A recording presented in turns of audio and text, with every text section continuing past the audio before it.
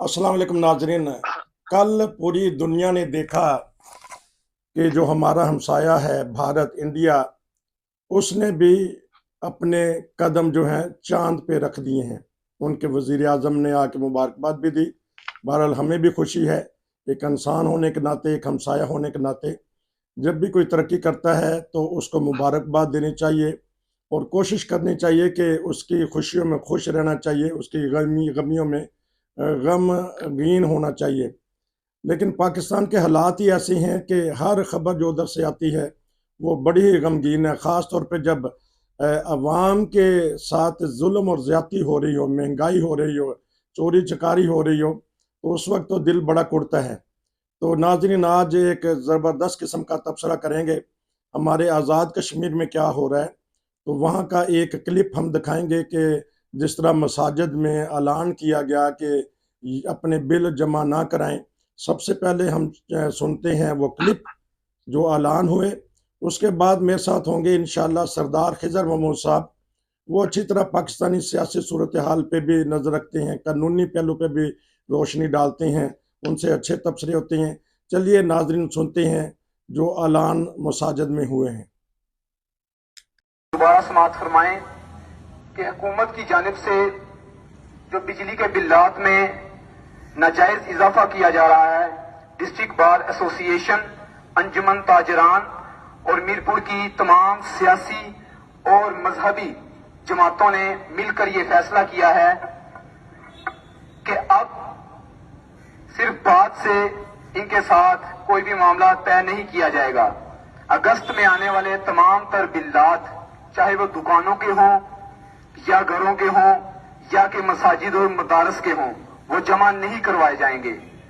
और जमा ना करवाने की सूरत में अगर महकमे की जानिब से कोई भी शख्स आपके घर का, आपकी दुकान का या आपके मदरसे या मस्जिद का कनेक्शन काटने की कोशिश करता है तो पहले आप उसको रोकें। अगर वो नहीं रुकता तो उसके बाद तमाम तर जिम्मेदारी डिस्ट्रिक्ट बार एसोसिएशन मीरपुर पर होगी। जिन हाथों से वो शख्स आपके घर का, मस्जिद का या मदरसे का कनेक्शन या तार काट कर जाएगा, इंशाअल्लाह अज़्ज़ावजल ये तमाम तर जिम्मेदारी मीरपुर बार एसोसिएशन पर है कि उन्हीं हाथों से वो दोबारा तार जोड़ कर भी जाएगा। और इंशाअल्लाह अज़्ज़ावजल तमाम अहले इलाका को ये यकीन दहानी करवाई जाती है कि मीरपुर बार एसोसिएशन के इस कदम उठाने से इंशाअल्लाह जो नाजायज टैक्सेस हमारे बिलों पर लगाए गए हैं ये वापस लिए जाएंगे। और इंशाअल्लाह जो डैम की सूरत में मीरपुर शहर को रियलिटी मिलनी चाहिए, वो इंशाअल्लाह मीरपुर बार एसोसिएशन, अंजुमन ताजरान और बाकी तमाम फलाही, मजहबी और दूसरी तंजीमें मिलकर इंशाअल्लाह वो हक मीरपुर के शहरियों को दिलवाएंगे। जज़ाकल्लाह। जी तो नाज़रीन, आपने अभी एक क्लिप देखा। मेरे साथ हैं सरदार खिजर महमूद साहब। मुझे कहने की कुछ ज़रूरत नहीं, मैं उनके पास चलूंगा कि हमारे ये पाकिस्तान में क्या हो रहा है अरसा कई दहाइयों से। जी, आपने सुना तो क्या आपका तबसरा है? जी नसीर साहब, पहले तो आपने इंडिया को मुबारकबाद दी और हमारी भी मुबारकबाद इसलिए कि इंडिया ने दुनिया का चौथा मुल्क बन गया और स्पेशली जिस साइड पे चांद की इंडिया ने अपना मिशन उतारा है, ये कोई पहला मुल्क ही है जिसने ये कारनामा अंजाम दिया है। फिर बात वहीं से हमारी शुरू हो जाएगी कि जब पाकिस्तान ने स्पार्को नाम का इदारा बनाया था 70s-60s लास्ट में, उस टाइम इस रीजन में ना चाइना ना भारत किसी के पास ये ना सोच थी ना फिक्र थी। लेकिन बदकिस्मती से जिस बंदे ने ये कारनामा अंजाम दिया, इतना बड़ा इदारा बना के दिया, उसके बाद उसको फिर एक मखसूस सोच की वजह से, मखसूस फिक्र की वजह से मुल्क को इस्लामाइजेशन के नाम पे तब्दील करने वालों ने, अफगानिस्तान की जिहाद के नाम पे ले जाने वालों ने उसको मुल्क से निकाला। और उसके बाद आपने देखा कि दुनिया ने उसको कितनी इज्जत दी और उसके बारे में कहा जाता था कि नेक्स्ट सदी का साइंटिस्ट था। और हम जो है वो ऐसे उलझे हैं कि उसके बाद वहीं लड़खड़ा कर एक कदम उठते हैं। आपको दिलचस्प बात बताता चलूं, कहते हैं जनाब मोहम्मद जिया के दौर में एक कॉन्फ्रेंस बुलाई गई साइंस और टेक्नोलॉजी पे, तो वहां पे जो हमारे एक बड़े उस वक्त के मशहूर साइंटिस्ट जो थे, तो वो इस पे ब्रीफिंग 3 दिन बातें करते रहे कि जिन्नात से बिजली कैसे पैदा की जा सकती है। तो बाकी जिन्नात से नहीं पैदा हुई, अलबत्ता ये है कि पाकिस्तान को चांद बनाने में हमें बड़ी आसानी हो गई। और आज देख लें मुल्क के अंदर एक साइड पे महंगाई है, दूसरी साइड पे सैलाब है, तीसरी साइड पे मजहबी जुनूनियत है, तीनों ने मुल्क को लपेट में लिया हुआ है। जो कश्मीर का मामला, जो आपने बिजली की बात की है, कश्मीर में पिछले 1 साल से अगर देखें आप, वैसे तो हमेशा वहां पे इंफ्रास्ट्रक्चर नहीं है, हॉस्पिटल नहीं है, तालीम नहीं है। पूरे कश्मीर के अंदर एक यूनिवर्सिटी है, जबकि अगर इंडियन कश्मीर की बात करें, श्रीनगर के अंदर जो है वो 23 यूनिवर्सिटीज है। अच्छा। और उसके बाद 23 यूनिवर्सिटीज है। इंफ्रास्ट्रक्चर देख लें, वो आज से कोई 5 साल से वहां से इलेक्ट्रिक बसेज ला रहे हैं, और हमारे यहाँ रोड नहीं है, इंफ्रास्ट्रक्चर नहीं है, हॉस्पिटल नहीं है। अगर कश्मीर में कोई हॉस्पिटल है तो डॉक्टर बैठे होते हैं, तो वो सबसे पहले जो मरीज जाता है उसको कहते हैं पिंडी लेके जाओ। यानी वो सारी सहूलतें, सारी फैसिलिटीज, वो डॉक्टर, वो तमाम चीजें जो लग्जरी सिर्फ इंजॉय करते हैं ये बताने के मरीज को कि उसको पिंडी ले जाओ। और उसके बाद बिजली के मामला जो है, आटे के बुरान जो है, आपको नहीं मालूम होगा, कश्मीर में बहुत पहले से सप्लाई सिस्टम होता था।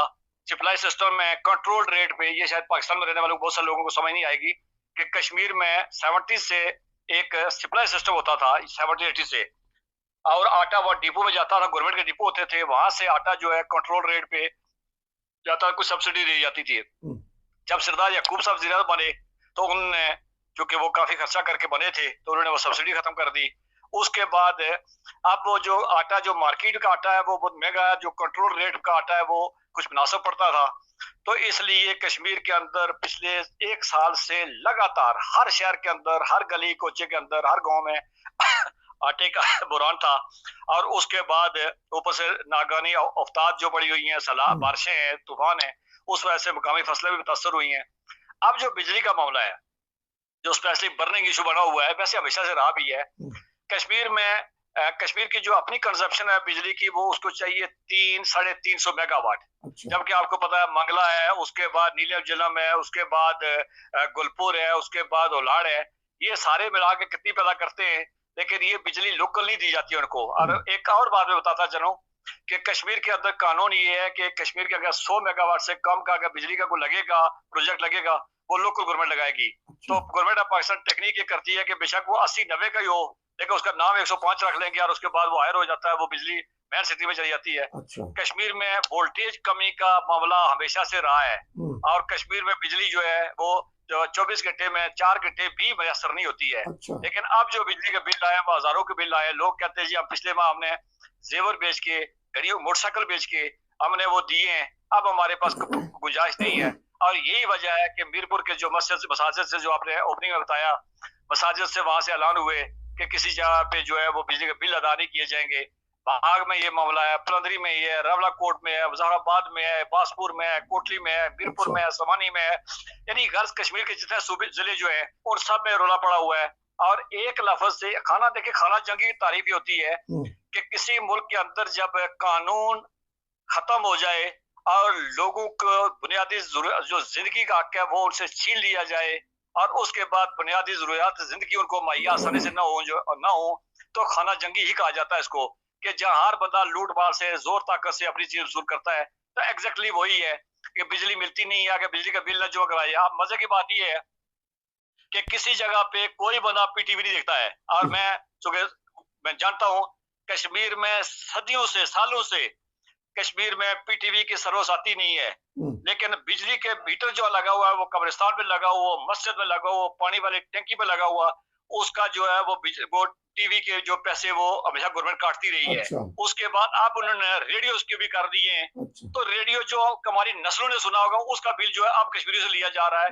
ये सारा मिला के कश्मीर के अंदर एक आग लगी हुई है, और एक मामला ऐसे बने हुए हैं कि वो जो नाकाबिले बर्दाश्त है। और अब तो मैं एक दिलचस्प बात बता रहा हूँ अपने सुनने वालों को कि अब तो जो इंडियन कश्मीर की है, ये तो आपने आजाद कश्मीर कहा था, हम इसको आजाद कश्मीर नहीं, आप आजाद कह लें तो कह लें, वरना इसको लफ्जन जो जनरल लफ्ज कहा जाता है वो कहा जाता इंडियन ऑक्युपाइड, पाकिस्तान का ऑक्युपाइड। तो आजाद कश्मीर के अंदर जो मामला जो है, अब तो इंडिया के अंदर जो मकबूजा कश्मीर के अंदर या इंडियन ऑक्युपाइड कश्मीर है, वहाँ उन कश्मीरी को धमकी दी जाती है कि अमन से ना रहो, तो नहीं आता तो पाकिस्तान के साथ शामिल कर देंगे। और आटे के लिए भी तुम तड़पते फिरोगे।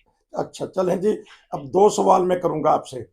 एक सवाल ये है कि ये आया बगावत के उसमें ज़मरे में आएगा जो मसाजिद से ऐलान करना रियासत पाकिस्तान के खिलाफ, और दूसरा कहते हैं कि हर कश्मीरी कश्मीरी घर में से एक कोई ना कोई बंदा बैरून मुल्क है, इसके बावजूद भी कश्मीरी बेचारे रुल गए।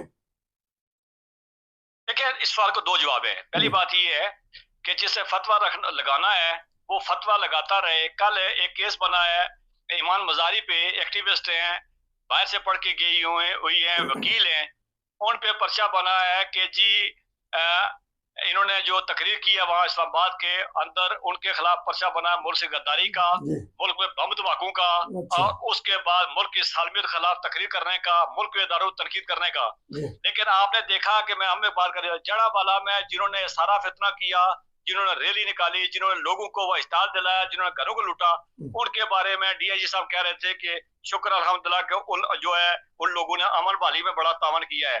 तो ये तो रियासत का बयानिया, रियासत जो जैसा बयानिया देती रहे। लेकिन दूसरी तरफ ये है कि अगर बिजली के बिलों पे पर्चे होंगे तो मैंने कहा कि बिजली के बिल 48% टैक्स लगे हुए उन पे। अच्छा। आप अगर कभी बिजली का बिल देखें तो उस पे दो टैक्स जो है, एक लगा होता है ई क्यू लगा होता है जो 2005 का अर्थक्वेक आया था कश्मीर में, जी। उसका लगा हुआ है। अच्छा। और अगर कभी आप बारीकी से देखें तो जो 1970 में जब बांग्लादेश के अंदर एक सैलाब आया था उसका बिल भी लगा होता है। अच्छा। उसका बिल भी लगा होता है, ठीक है कि नहीं। आप अगर बिल देखें, एक सरचार्ज, फिर उसपे सरचार्ज के ऊपर में एक्स्ट्रा सरचार्ज, फिर उसकी कंजप्शन की जो है वो ओईएस पे ने की है, उस पे लेवीज, इस तरह करके 48% टैक्स लगे हुए हैं। और पाकिस्तान की तमाम चोरी डाका जो मारा जाता है सरकार मारती है, वो उसमें मारती है। जहां तक आपका मामला के बगावत के केसेस करने हैं, देखें मैंने कहा कि जिनके मुल्क के अंदर से बिजली पैदा होती है, जिन्होंने अपने आबा अजदाद के कब्रिस्तान देके, मीरपुर की जो बनी हुई, आपको नहीं मालूम होगा, मीरपुर का जो डैम बना हुआ है वो मीरपुर वालों के आबा अजदाद के सारे कब्रिस्तान और मीरपुर पूरा शहर उसका अंदर है, ठीक है कि नहीं। तो जिन्होंने आबा अजदाद की कब्रें देके बनवाया है तो उनकी अगर कंजप्शन 350 है तो उनको वो हजारों के हिसाब से बिजली उनके हाथ से पैदा हो जाती है। एक टेक्निक है, वो टेक्निक ये है कि वसाइल पे कब्जा है, मशीनरी जो है वो दूसरी साइड पे लगती है और डैम दूसरी साइड पे बनते हैं। ये सारी चीजें मिला के तो अगर वो मुकदमात बनेंगे तो मेरे ख्याल में वो कश्मीरी जो रोडों पे खड़े वो मुकदमात का सामना भी करेंगे और मामलात और पेचीदा होंगे। बात मुकदमात से नहीं बनेगी। मुकदमात करते करते बलूचिस्तान में मुकदमात हुए, वजीरिस्तान में मुकदमात हुए, और उसके बाद कश्मीर में मुकदमात हुए। कश्मीर में वैसे बहुत अच्छे से लोगों को उठाया भी जाता है, लेकिन उसका बेसिक जरूरत ये है कि रियासत जो है वो अपनी अपनी फाइन ट्यूनिंग करे। मैंने कहा रियासत इस टाइम 3 जगहों पे करमाल हो गए।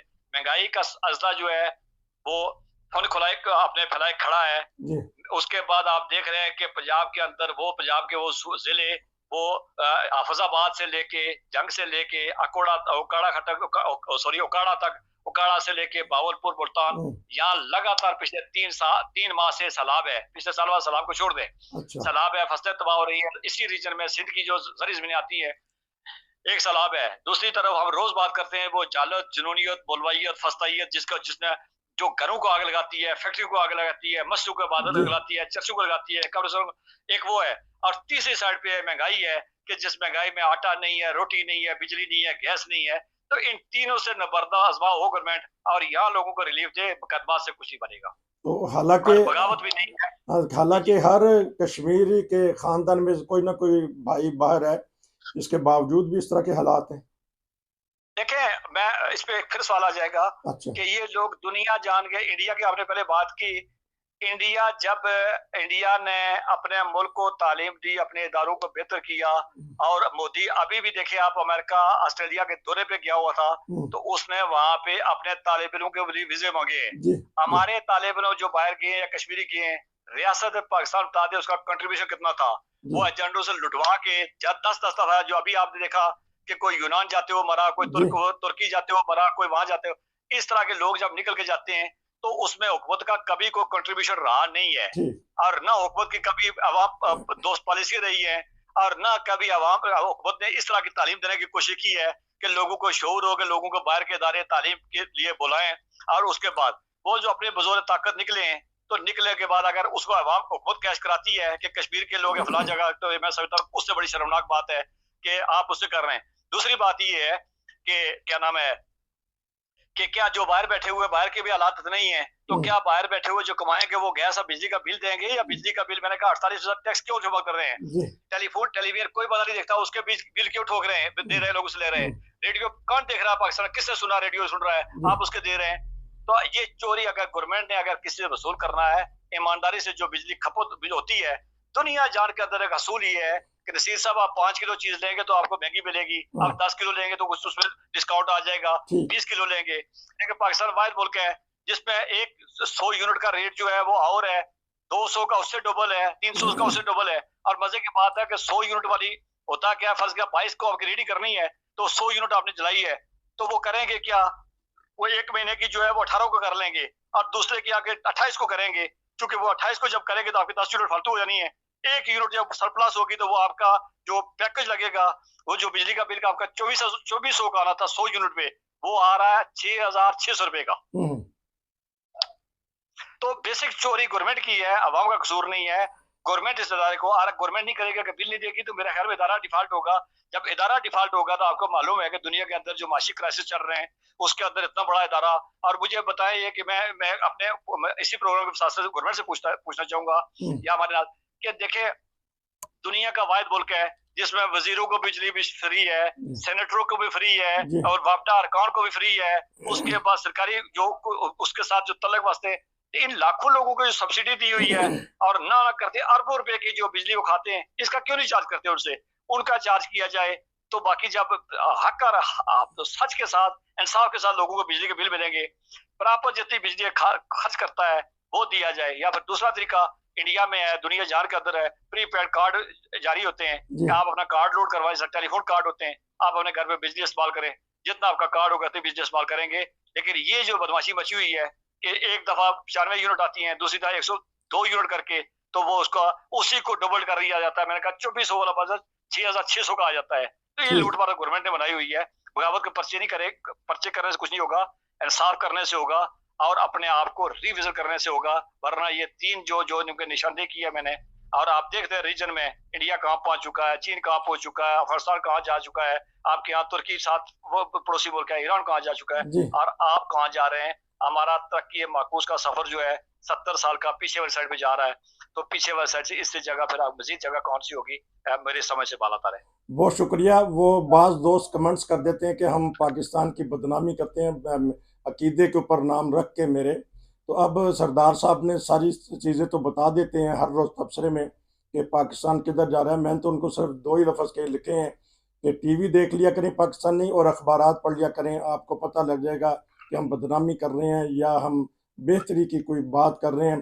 सरदार साहब आपका बहुत शुक्रिया कि आप मैं एक लफ्ज़ कहता चलूं जी कि सादत हुसैन मंटो पे कहा गया था कि तुम नंगा बयान कर रहे हो, तो उसने कहा कपड़े पहना दो, मैं वही बयान करूंगा। अच्छा। तो मैं भी इतना ही कहूंगा कि फिर अगर जो होगा वही नजर आएगा। और मुझे अगर हुब्बुल वतनी किसी ने सिखानी है तो मुझे हुब्बुल वतनी सिखाने से पहले वो घर के हालात ठीक करे। और हम इतने हुब्बुल वतनी जितने कोई और जब बोलते भी हैं तो तब भी इसीलिए बोलते हैं कि हम चाहते हैं कि मुल्क बेहतर हो, उस मुल्क की आवाम को बुनियादी सहूलियात मिले, उस मुल्क को जो है वो तालीम मिले, सेहत मिले और उस मुल्क को लुटा ना जाए, उस मुल्क को ये मुल्क जो है मुल्कों की सफ में इज्जत से खड़ा हो। बहुत शुक्रिया। तालीम का आपने कह दिया, अगर तालीम होगी तो हम दुनिया के किनारों तक पहुंचेंगे, चांद तक पहुंचेंगे, आसमान में जो छुपे हुए राज हैं वो पता करेंगे। मैं इंशाल्लाह एक और 2-3 प्रोग्राम करेंगे कि जो चांद पे चला गया और डॉक्टर अब्दुल सलाम साहब का नाम आपने लिया, वो कल टीवी ने फिर जुर्रत का मुजाहरा किया तो सिर्फ आधे मिनट का 1-1 मिनट का नाम लेके उनको खराज तहसीन पेश किया। क्योंकि प्रोग्राम लंबा हो गया तो मैं इंशाल्लाह आपसे प्रोग्राम लूँगा, क्योंकि आप अच्छी तरह जानते हैं हमारे साइंसदानों को। बहुत शुक्रिया नाज़रीन, आप हमारे प्रोग्राम देखते हैं और पसंद करते हैं, कमेंट्स करते हैं और देखते रहिए और दूसरों को भी बताइएगा। नसीर को इजाज़त दीजिए। अस्सलाम वालेकुम।